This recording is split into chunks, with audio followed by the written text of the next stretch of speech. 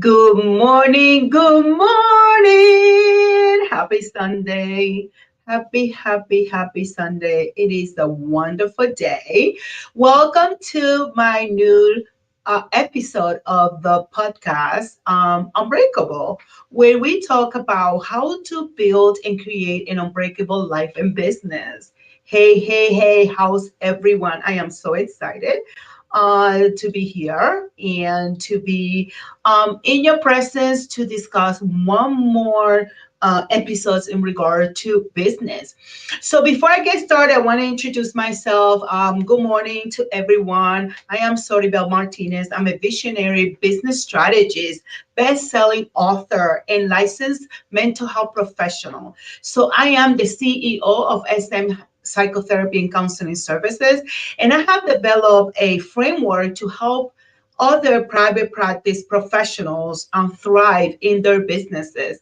I am also the proud founder of the nonprofit organization. Of the nonprofit organization JC Foundations, where we help children in the Dominican Republic thrive. So yes, that's what we do, and I am so excited to be here. If you haven't heard or read my book Unbreakable, I am the best-selling author of that book, and we have another book soon to be released called the Multi-Million Dollar Private Practice book for mental health professionals who are looking to scale their private practice to the next level. So I am so happy that you are here. I am here, you are here. And I want to welcome you to this new episode. Today, we are going to talk about a very important topic that will certainly help you scale to the next level faster in your mental health practice. So we're going to talk about the first step to hire the right talent for your mental health practice, right? And I want to make sure that you are present and that you are here. If you are watching this live, whether if you are in LinkedIn, Facebook, inside of my group or my pages, please make sure that you say hello so I can come back and say hello to you. And also, share this video, share. It's important to share because that way, other people can actually hear it and are able to, learn more about how they can scale their business, how they can double or triple their impact and their influence in the community, how to add millions of dollars to in revenues to the private practice, and also make sure that we are creating time and financial freedom for ourselves. This is so important. So again, we're going to talk about the first step to hire the right talent for your mental health practice. So let's get started. So welcome. I am Soribel Martinez. If you don't know me, share this video. It's going to be amazing. Grab your notebooks, right? Whether if you're listening in the podcast or you're watching live, get your notebook and get some tips and promise me that you are going to go ahead and you're going to go implement. Because here's the thing, we can learn, anything. We can learn everything, right? And a lot of times we do not give ourselves permission to implement it. So knowledge that it doesn't get implemented is a waste of knowledge. It's a waste of resources if we don't get it into practice. The wisdom we gain it from implementing. Implementation is key for the success of your mental health practice. So a lot of times people ask me, what is the fastest way to really get to $1 million and beyond in your private practice? And the truth is in order for you to scale faster and hit the $1 million and beyond, you're going to have to transition your practice from a solo practice to a group practice. Because as a solo provider, there's only so much that you can do, right? There's only so much that you can accomplish. There's so much, so many people that you can serve as a solo provider. But if we want to create a massive impact and influence in the community, then we need to look at our business model, and we have to adjust our business model so we can provide bigger services and more impact in the community.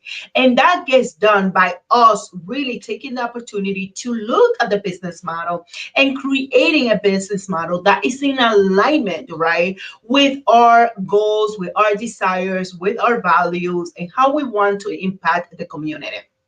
So again, let's dive into the 4 steps, and remember to take notes, but also go back and implement everything that I'm teaching you here, because that's the important part of all of this is the implementation. And really, aligning the talents values with our practice is really important, because a lot of times people ask me, but people leave quickly, they don't stay long enough. And a lot of times, what I find is that you may be having a problem with alignment, right? Maybe the people that you are hiring are not in alignment with the values and with the purpose, the vision, the mission of your company, of your mental health practice. So step number 1 here is really you need to define your needs, align your values, and create a clear job description, right? So a lot of times we know that we have a need of someone that we have to hire. But unfortunately, we forget that we need to align that need with values and also with the skill that that talent may or may not have. So we want to make sure that we are focused on identifying the skills and the experience required, right? And for me, beyond the experience and the skills and the experience that is required, I also want to look at the alignment, right? I want to make sure that that person is in alignment with everything that we believe in my company.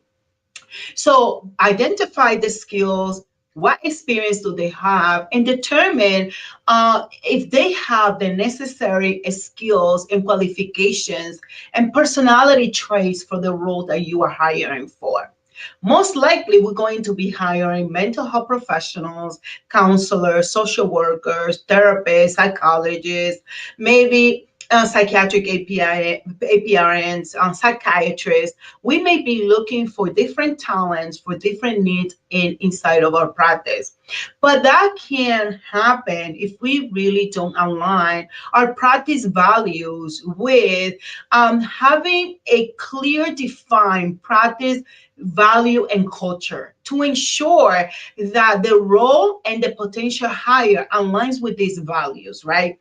Because what we value is important in our businesses, right? And we want to make sure that the people that we are looking to bring into our world and into the world of our clients are in alignment with those values, and that they understand how important it is for us to also respect the value of our clients and create a culture where clients feel unsupported, they feel that their needs are being met, right?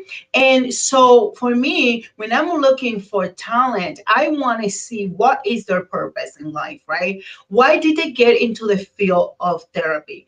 And it's not so much about just listening to someone that's telling you whatever you want to hear, but to someone that's truly in alignment, that they truly understand what is the purpose is on earth, what is their vision, and what is their mission essentially. And all of that has to align with your business, with your practice, visions, mission, purpose, the culture that you want to maintain in the practice. In my practice, I want to maintain a culture where the people that work with me and for me, that they feel comfortable, they feel supported, right? They feel that they're doing something bigger than themselves, right? Which is providing all the services and all that the clients need within our scope of practice, correct? The next thing is writing a detailed job description, right? Your job description not only need to say what are the responsibility, what are the experiences that you need, the qualifications and the unique qualities that they have, but we want to make sure that they also understand what is it that we stand for, right? Right on the job description, you want to talk about your values. What do you value? What is it that you're looking for to offer in your private practice for the community? How do you want to offer those services? And if they are in agreement with that. And that could be very easily done when you begin this from the job description. So they know what you're looking for. And if it's not in alignment with them, they can go ahead and find someone else that their values is in alignment with in a better way, right? So write that detailed job description and outline their responsibility clearly. Are they going to be an employee? Are they going to be an independent contractor? Right? You want them to understand what their responsibilities are inside of the practice. For us, is for them to have a connection, a therapeutic connection with the client, that they serve the clients to the best of their ability in the scope of practice in which they practice, and also make sure that the documentation, the paperwork is completed on time so we can best serve the clientele, so we can best serve our patients. So also, what is the required experience that you're looking for? Are you looking for someone who just got their license? Are you looking for someone that has more than 3 years, 4 years license, or more years of experience in clinical work? What is it that you're looking for? And what are some of those qualifications, right? What type of training would you like someone to have, right? What type of training do you want them to have? You know, how many hours have they done in clinical work? How many years they have been doing clinical work? What do they have the experience in the with the ideal clients that they're planning to serve, right? You want to make sure that that is important. And also, you want to talk about any qualities that they have as human beings, right? That align with your practice values and culture, right? Are they friendly, right? Do they respect people's time, right? Do they see clients as humans and that they deserve the best quality of services? Do they have empathy and compassion toward clients? We want to make sure that we are looking at all of those things to make sure that we are hiring the right people. And the better qualities they have, the better it is going to be for you and for your practice. They last longer in work. You also want to understand if they jump from one job to another, from one job to another. You want to make sure that they have references, from previous employment and people that they have worked with, right? When you look at their resume, do they have a new job every year? Are they jumping every other year? Are they jumping from one place to another? And they have no stability. You want to make sure that you are clear with that, because that will give you an initiation and understanding how that person behaves in the real life every single day, right? Or as a professional. That's very important. Now, the next step is use effective recruitment channels, right?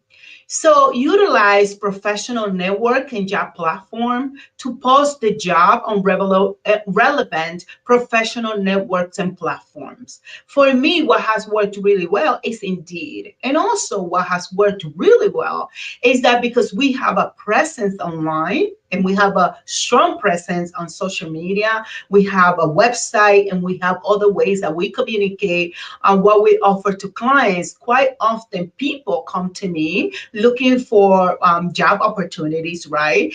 They also get referred by other therapists inside of the private practice. And with that, what I do is I do have a referral bonus that they receive. If the person who referred stays a year, and the person that came in as the referred person, they stay for a year, they both get $500 bonus each, right? And what I find is that when I get people that are referred by other therapists, that works really well. There's been time that doesn't work so well, but for the most part, it works really well because then that person has worked with this person somewhere else. They know them very well, and they feel comfortable that they can be a good fit for the culture and the value of the company, correct? So that is what I call encouraging employees referrals, right? Encouraging your current people to refer other people to the company, especially if the people feel comfortable working for your practice and they feel good with the work that they're doing. Most likely they're going to refer you other people that can come in, and are individual that fit in well with the practice values, right? Because they feel comfortable. I have many therapists that always refer people to us, right? And it works really well because they feel comfortable, you feel comfortable. So remember, use effective recruitment channels. So use Indeed. LinkedIn can be a really good resource for you. Use your website, right? If you have a well optimized website, it will help you find great talent, right? And also spread the word, right? If you are inside of Facebook groups and communities where it's allowed for you to post jobs, you can do that certainly. And even LinkedIn have groups, therapy groups that you can go in and you can post jobs. And this, if this is indeed allowed, you want to make sure that you are operating in integrity. And if this is something that's not allowed, that you are not, stepping no one's toes. The third step is make sure that you are conducting insightful interviews and assessment. And what I do is in my private practice and in the framework that I have created is that the first step is for them to get on the phone with me for 15 minutes to 30 minutes, right? So I can hear this person's energy. I can hear about them, right? Because a lot of times resume can look really good, right? We know that anybody can write a great resume, or anybody can have somebody else draft a beautiful resume. But that doesn't mean that all that the resume says really is in alignment with who the person are and how they communicate who they are, right? So we want to make sure that our interviews are insightful, and that we may use assessment tools to determine, if that person is the right person for our company. So what we do is that I prepare a structured interview after I do the initial 30 minutes, right? If I feel that that person is in alignment, I like their energy, I hear the voice, I hear who they are, what they're here to do, and we share about each other. Then what I do is I schedule a structured interview. These days I've been doing them over Zoom, right? Since the pandemic, I've been doing them over Zoom, but they're very structured. And what I do is I have questions that not only assess their skills and experience, right? But also, what is the cultural fit, right? Do they fit into our culture? Do they align with your values and my values, right? So we want to make sure that we're not just assessing for clinical experience and knowledge. We also want to make sure that we are considering other aspects of their personality, of who they are, what they value, so we get a clear understanding of who they are. And inside of my multi-million dollar private practice framework and manual, I do provide insightful interview questions that you can ask, your prospects, so you can have a clear understanding of who they are. Also, there are some practical assessment that you can do. One of the things that I use is real world scenarios to really see how the candidate will align with my practice values, right? So I may give them a scenario of something that has happened in the past, right? Without giving name and protecting clients, privacy and other people's privacy, but you can create a real world scenario to see how that person is going to respond, how that person will react, how that person will solve whatever the issue is that is at hand. That will give you a clear understanding of what that person is and how will they solve the problems as they come along, because the problems are going to come, right? Issues with the clients, issues with clinical issues, and how do they evaluate so they can further support the clientele. Now, the next step, and the last step that I want to discuss today is ensure that you have an onboarding process that aligns with your practice values. So inside of a multi-million dollar private practice framework, I have an onboarding framework that I utilize when I'm going to hire people. And uh, uh, refining this process since I started my own private practice. I've been refining this process. In the beginning, I really didn't have it all together, but as I continue to grow and saw the need of the community, and that I needed to continue to hire more therapists and then psychiatric providers, right, to provide psychiatric services and um, medication management, I understood that I needed to refine my process way more, and I did. And what I had thus done is that has helped me. Every time I hire someone, I invest less time and I invest less energy and resources on onboarding someone, a new team member into the private practice. So one of the things is that you want to do is step number one is you want to create an onboarding process, right? You want to have your own onboarding process that allows you to have that checklist and point by point of all the things that is needed for someone to begin the work. Now, what I do know is that having an onboarding process allows you to save time, money, and efforts, and energies and resources.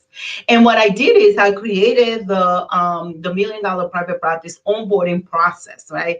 So that way, when I hire someone, I can just send that checklist, and I can send a welcome email to them so they can go ahead and begin the work that they're going to be doing with us. So develop an onboarding process that emphasizes your practice value, mission, and culture, right? So that way they understand that we work as a team, right? Even if they are independent contractors, we still have a team that is supporting every area inside of my company. For example, we have the HR department, we have the payroll department, we have billing, we have credentialing, we have photography, right? We have someone that writes their profiles for Psychology Today and for the website, and we have our social media manager that will be creating their marketing plan, right? So we want to make sure that that person understands that we have a team that's here to support them, and that support is available to them, and I want to make sure that they utilize it so they can continue to do the best work that they can do for the community, right? So here's the other thing. With the onboarding process, you want to make sure that everyone knows in your team how that onboarding process works, right? So that way, when they receive an email with the introduction of a new team member, everyone knows exactly what they need to do. And the next thing, the last thing that you want to do is you want it to continuously reinforce the values, right? Discuss and reinforce your practice values to ensure ongoing alignment within the team, right? And I do that on when we do our team meetings. When we do our team meetings, I make sure that we have those conversations. I make sure that we are constantly talking about how we want to serve our clients, what is the quality of services that we want to provide, because that is a requirement. It's not a luxury, it's a requirement that we continuously providing quality of clinical services. And it doesn't matter how big we get, that we continue to really understand that we want to keep that personal touch, and we want to make sure that we are offering the best services for our clients so they are getting better, and that we are in alignment with the vision and the mission of the practice. So these steps provides you with idea of how to really begin hiring your talents that meets the skill and experience needs of your practice, that is in alignment with their values, with their culture, and it really allows that the team works in cohesiveness, right? That there's cohesiveness, that there is peace, that there is a flow that happens in the work that we do. So what I want to do is next time I want to talk about creating your employee or your talents avatar, because there is an importance in having a client's avatar. But I don't want to cover that today. I'm going to cover that next week. We are going to talk about your avatar. You need to have an employee's avatar. And I will explain to you why is that important and how that aligns and support you in scaling your business, right? Doubling the impact and influence that you want to have in the community. You can add millions of dollars in revenue to your private practice. You can truly create freedom, time freedom, and finance freedom for yourself while you get to do work that you were meant to do in the world. Now, I want to invite you, right? Because sometimes, we want to scale our practices. Maybe you're a solo provider wanting to go into group practice, or you're already in group practice and you're having a really hard time hiring the talents that you desire for your practice, for your mental health practice.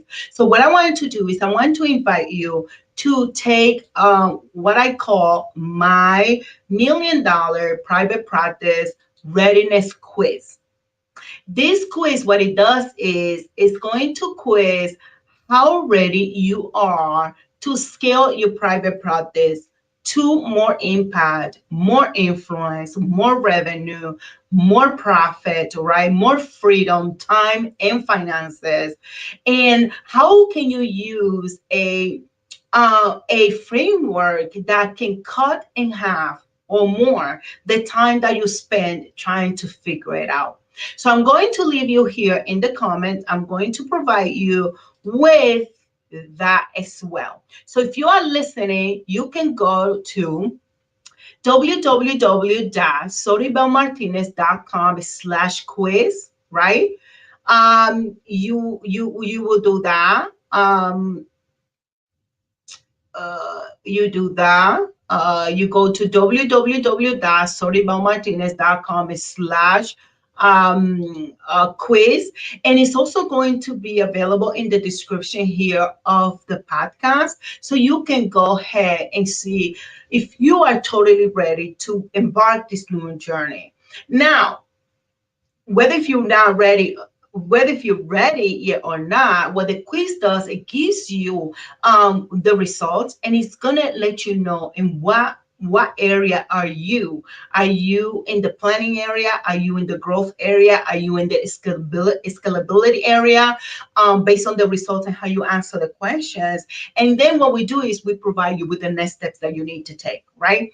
So go ahead and visit on www.soribelmartinez.com/, quiz. So you can go ahead and take the quiz.